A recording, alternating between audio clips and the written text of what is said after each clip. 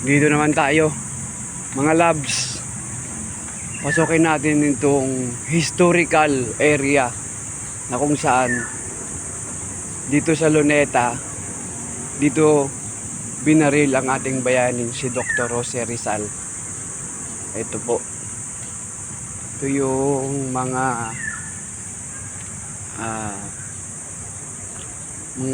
sculptor. Pero ang actual na mga estatwa ito po. Yun yung mga tumugtog at nagsulat. At ito po yung magbabaril. Yan po. Ayan, ang galing, no? Pero dito, ito yung ginapos si Dr. Jose Rizal. Yan.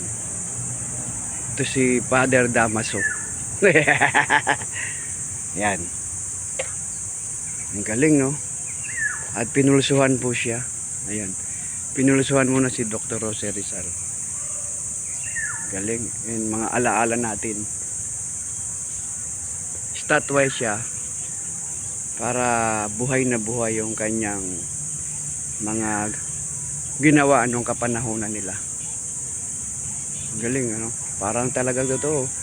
Anto nasa mga 5'7" ang height. Tingnan ko kung pareho kaming height Wait lang.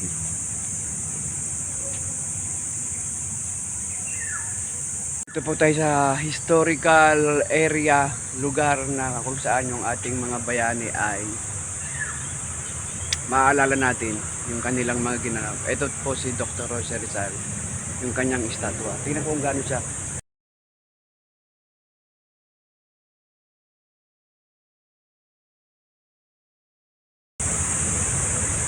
Ito po yung nagpupulso, si General tingnan yan. Ayan, kung may pulso. Kasi ginapos si Dr. Jose Rizal. Yan, galing, no? Alaala natin yung kanyang paghihirap noong time niya na siya ay hinuli. At yung pare na nagbasa. At iyon naman, mga labs, yung time na siya ay binaril. Ayun. Ito nyo yun.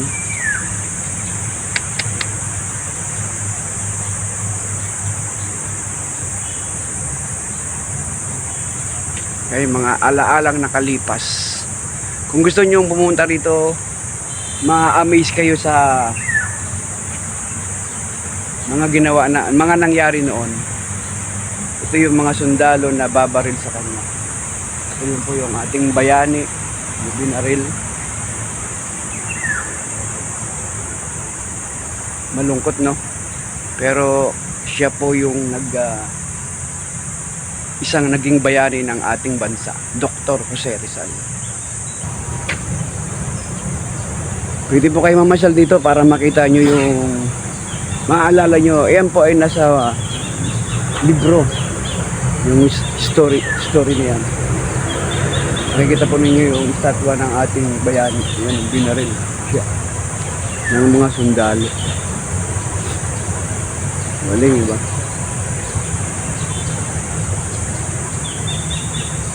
Yan po yung simbolo ng nangyari sa kanya noong panahon niya dito sa kapanahonan nila.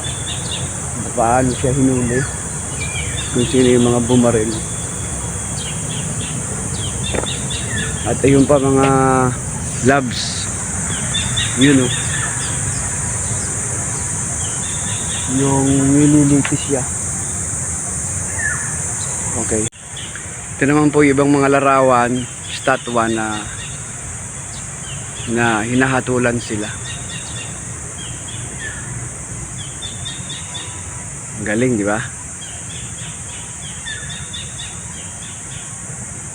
Ayan.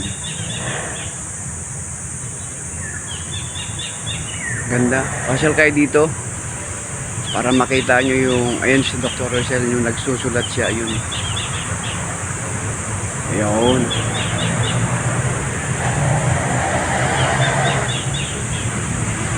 yung ibang mga hinuli. Ayan.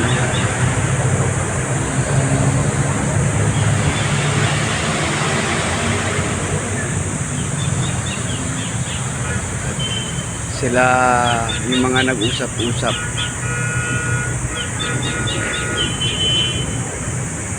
Siguro yan yung pinaalalahanan siya.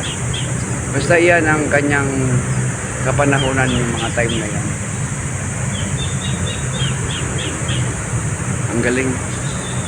Maalala mo yung, imagine mo yung time na to, babarilin ka.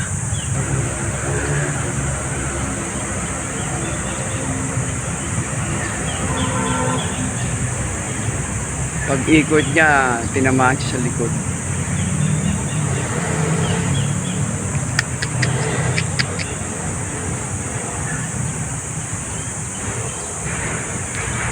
Wow! Ito dati nababasa ko lang sa mga libro. Ngayon, napuntahan ko siya. Ito pala yung nangyari nung time na yon. Dito mismo, sa Luneta. I'm not sure na kung ito talaga yung pwesto na siya ay binaril. Kasi dito nakatayo yung mga estatwa eh.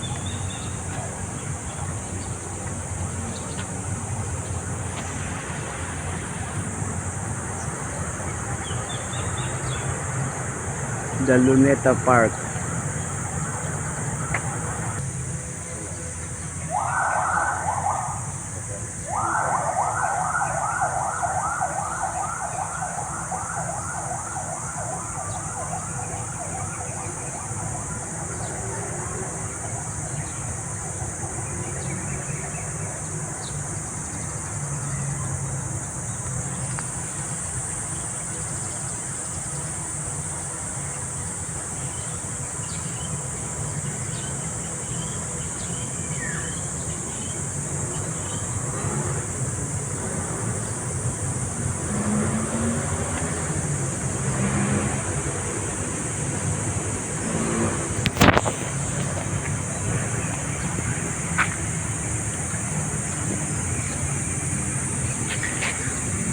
Dito lang ako manonood oh. Maalala ko na yun. Pag nanood ka dito, maalala mo na yung mga nangyari noon eh oh. Di ba pag pinanood mo sila, parang buhay sila na nagpapaalala. Marami kang maalala pag nakita mo yung estatwa na yan. Ang ganda na naalala mo sila.